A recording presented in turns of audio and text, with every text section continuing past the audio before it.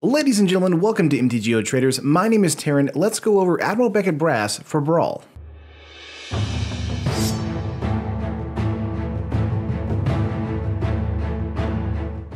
So if you guys do not know yet, Brawl is a new format that's been kind of introduced to the Magic the Gathering kind of formats. It is a singleton 60-card commander-style format for Standard, meaning we use all of the same sets that Standard is using at the moment, but we get to use legendary creatures and even planeswalkers in that Standard set for the Brawl format. At the moment, it is only 60 cards. There is no sideboards, so I'm just going to go over the full 60 here in just a minute. And that's because before we get into it, I'm going to ask you guys to like the video, subscribe to the channel if you haven't already, do all that fun stuff that makes the channel grow, all that kind of stuff. Would really appreciate the support, and of course, would really like to hear your opinion on Brawl and what you think of it in the comments down below. But without further ado, this is an Admiral Beckett Brass Brawl deck, which means it's a 60-card singleton, which means we can only have one copy of each card in the entire deck. Tribal Pirate deck.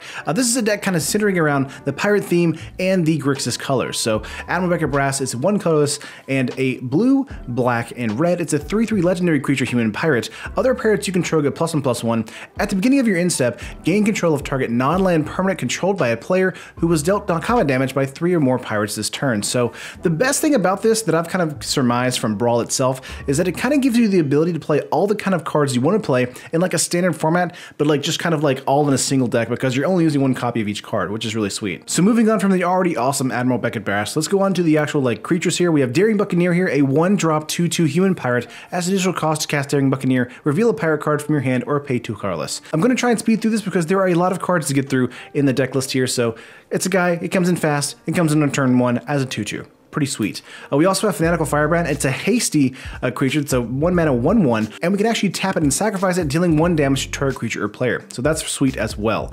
Next up, we have Rigging Runner, another red creature, 1-drop. It's a 1/1 first striker, and if we attack with a creature this turn, it gets a +1/+1 counter on it. So that means it's a 2/2 first striker for 1 red mana. Still very, very good for us. Next up here, we have Siren Storm Tamer, a 1-drop 1/1 flyer. We can sacrifice it and pay 1 blue mana, counter target spell or ability that targets you or a creature you control. So this is a great way to get around a Settle the Wreckage, but also a great way to get around spot removal against our creatures. Great card there on the 1-drop slot. Again, just a lot of really good 1-drop slots for the pirates here. Moving on to the 2-drop slot here, though, we have a Daring Buccaneer. It's a 2-mana 2/1. We can pay 3, it's unblockable, and whenever it does damage to an opponent, we actually draw a card, and if we do, we can discard a card. So a great way to kind of filter through our lands or creatures we don't need necessarily in the mid to late game. Say we go into the mid to late game, we hit with this guy, we draw some cards, and we discard, say, a 1-drop creature that may not impact the board as much as, say, a 3 or 4-drop creature. Moving up, we have Direfleet Captain. It's another 2-mana 2/2 orc pirate. Whenever Direfleet Captain attacks, it gets +1/+1 until end of turn for each other attacking pirate. So this is a deck that's all about attacking out as quickly as possible. Direfleet Captain here is really going to kind of capitalize on top of that. In total, there are 25 creatures, so Direfleet Captain coming out with at least 2 or 3 other attacking creatures is very, very likely, meaning this guy's going to be getting in for 4 or even 5 points of damage. Very, very good. Next up here for us, we have Direfleet Hoarder. This is a creature that you want to die, basically. This is a 2-mana 2/1 human pirate, and when it dies, it gives us a treasure token, which we can tap for any color mana. This is great for a number of reasons, especially the power here. The 2 power actually means it might just trade with something, and that's very, very good in the early to mid game, but it's also good because it actually gives us a treasure that can tap for any color mana. So that is really, really important into mid to late game, especially if you're kind of hard up on red mana or hard up on blue mana. You really need to get your mana in order as quickly as possible. Direfleet Hoarder helps you do that. Next up here, we have another Direfleet. This is Direfleet Poisoner. It's a 2-mana 2/2 human pirate with flash and death touch. That alone is fantastic, but when Direfleet Poisoner enters the battlefield, a target attacking pirate gets +1/+1 and gains death touch until end of turn. So this is super aggressive for us. It means that if we're attacking out with all of our creatures and an Admiral Beckett Brass, we might be able to actually attack, trade, and kill something on their side of the field with Direfleet Poisoner's ability. It's just incredibly fast and super fun, especially in the Brawl format when you only have to kill 1 copy of said huge bomb. It's crazy.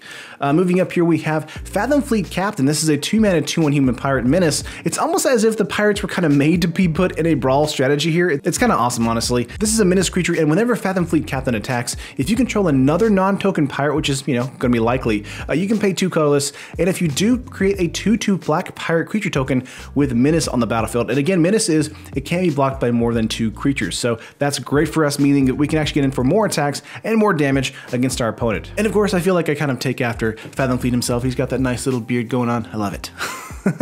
Moving up here, we have Karizev's Skyship Raider. This is a card from 8th Revolt, but it's still in standard, so that means it goes in the Brawl deck here. It's a 2-mana 1/3 legendary creature, human pirate, with First Strike and Menace, so already fantastic there. And whenever it attacks, we create a 2/1 red monkey creature token named Ragavan that's tapped and attacking as well. So it's a 2-mana 1/3 they can get in for 3 points of damage with First Strike and Menace. Very, very good.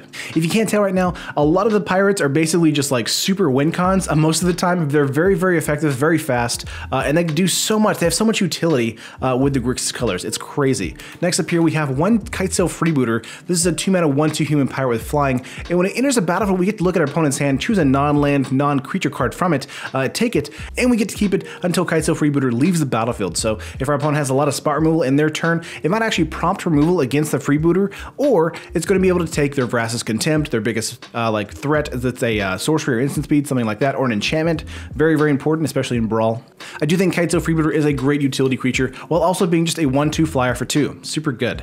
Next up here for us, we have Metallic Mimic. Not a pirate, but it can become a pirate, which I think is fine. It's a 2-mana 2/1 shapeshifter. As Metallic Mimic enters the battlefield, choose a creature type, and again, it's a pirate in addition to the other types, since we choose pirate here. And each other creature you control of the chosen type enters the battlefield with an additional +1/+1 counter on it. So that Rigging Runner that can become a 2/2 first striker can become a 1-mana 3/3 first striker if we have a Metallic Mimic on the battlefield as well. That's insane. While it is sad that I can only put one copy of this card into the main board here, having one copy is kind of enough, thanks to there just being so many good, like just straight value pirates in the deck list. Next up here, we have Stormfleet Aerialist, a 2-mana 1/2 human pirate with flying, and if we attack with a creature, we get a +1/+1 counter on it, making it a 2/3 flyer for 2 mana. So good, so fast, so aggressive. That's what we want to be doing. We want to be pushing forward as quickly as possible. Next up, we have another 2-mana drop. This is a 2-mana 2/2 with Ascend, meaning if we have 10 or more permanents on the battlefield, we get the City's Blessing. And as long as we have the City's Blessing, this card has double strike, meaning it can attack for 4 points of damage. You know, Stormfleet Swashbuckler, ridiculous. Love the art, love the ability, and this card is going to be going off so frequently thanks to our wide board state. Keep in mind, Brawl is very similar to Commander, so the Swashbuckler coming in, being able to have Ascend immediately is not going to be something that's kind of like out of this world and common. So it's going to be coming in quite common, having Ascend turned on and having double strike, which is very good for us. Next up for us, we have Time Stream Navigator. This is a card that I kind of couldn't find anywhere to put in standard, but in here in Brawl, it works perfectly. This is a 2-mana 1/1 with Ascend, and we can pay for it, tap it, and put it on the bottom of our owner's library, which is our library, of course.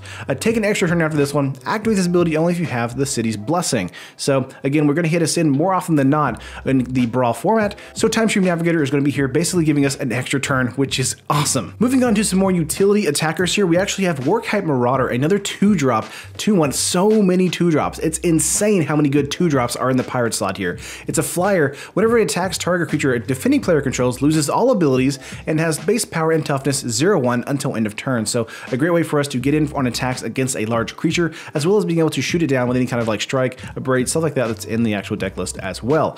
Warkite Marauder is also a flyer, meaning that it can get in very, very well on turn 3 for 2 points of damage. Very, very nice, very effective, and just look at that art. I just love that art. It's very awesome.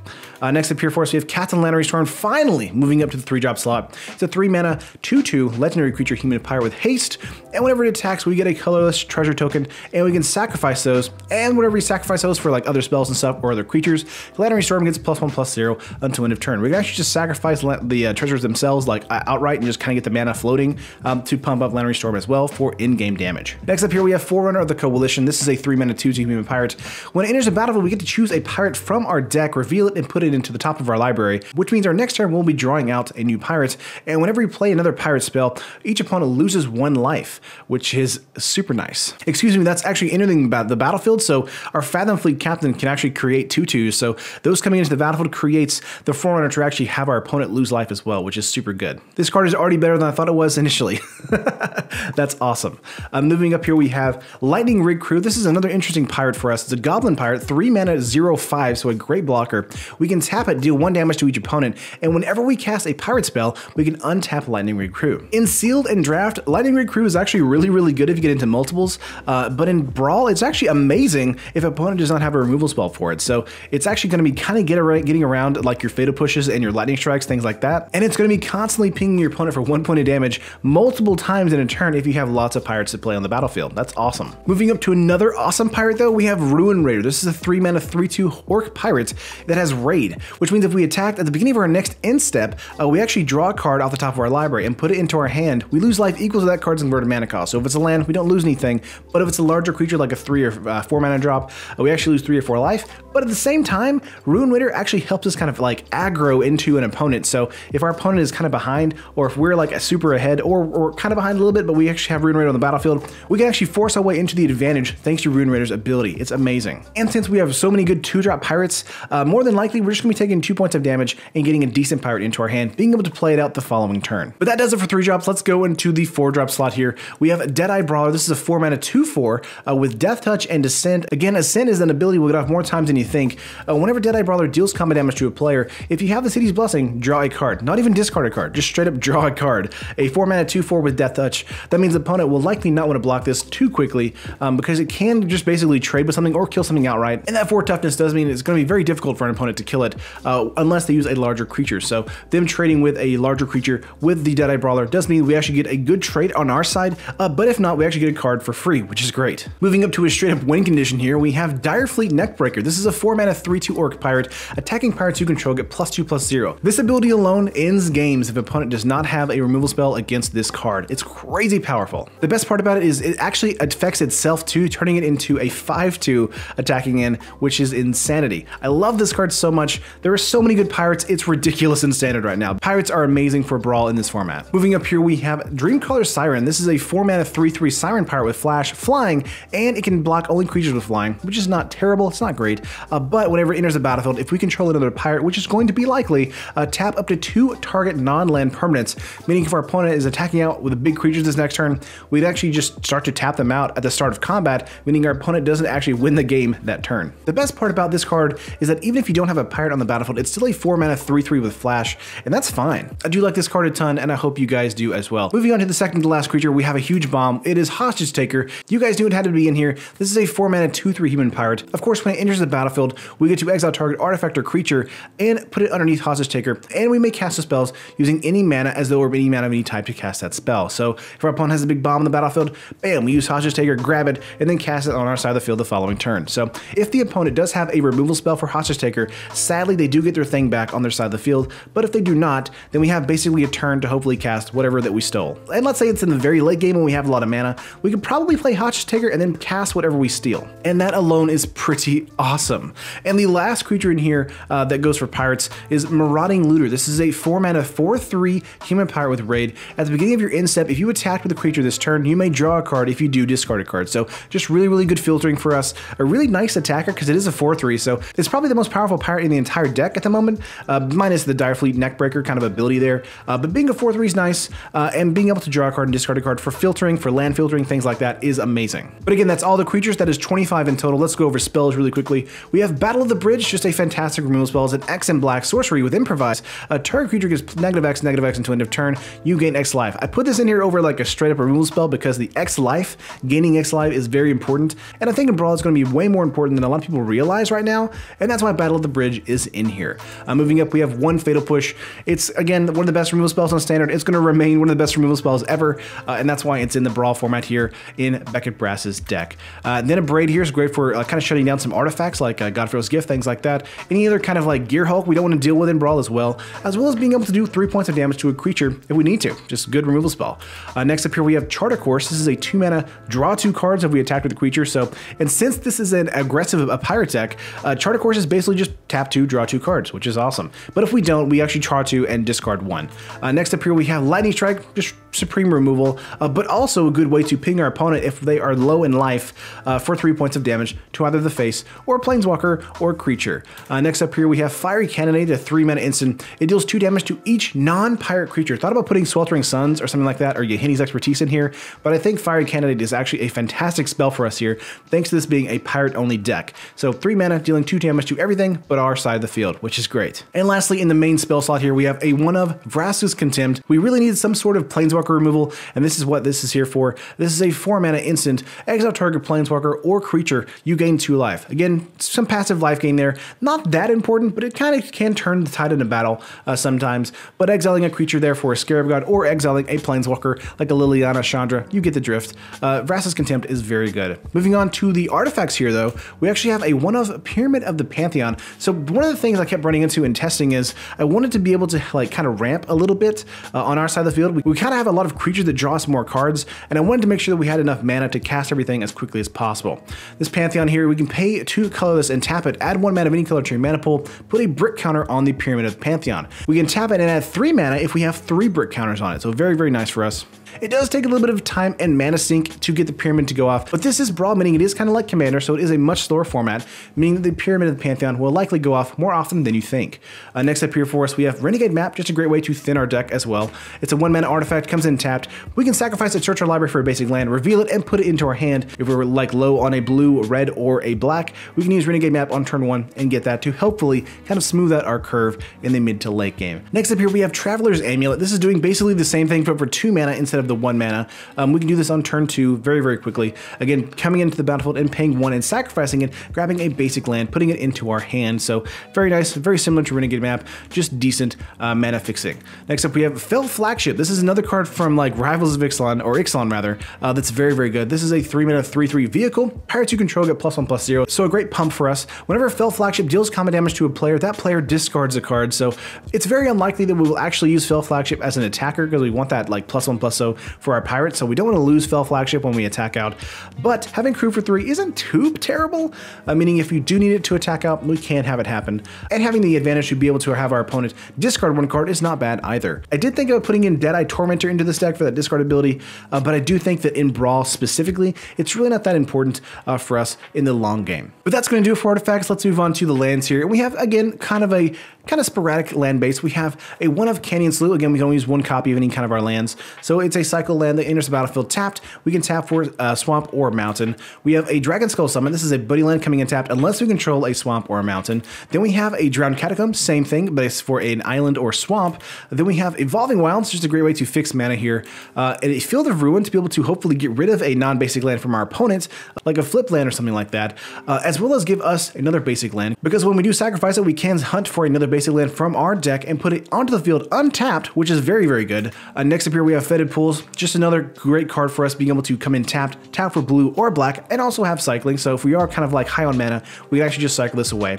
We also have Spirebluff Canal, one of the few like fast lands in here. This is a blue and red tap land here, not too bad.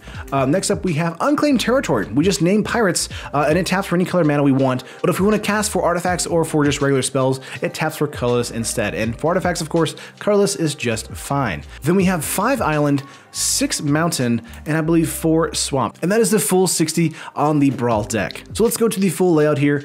On MTGO Traders, this is coming to about 24 tickets. So for a super fun, effective, and like ridiculously overpowered pirate deck in the Brawl format, you can build it for 24 tickets. If you want to build it in paper, it's only 88 tickets. So again, if you're into standard, I really think this is a cool way to kind of use your standard cards to the best of your ability, while not also being like really competitive for the standard format itself. You can actually just kind of build for the Brawl format, which I think is awesome. I honestly do think this is a great idea, and I really am in love with this idea, seriously, because it's like, I like Commander a lot, but there's so like little knowledge I have of Commander as far as like cards to include in a Commander deck list. I have to rely on like, you know, different websites for that kind of thing.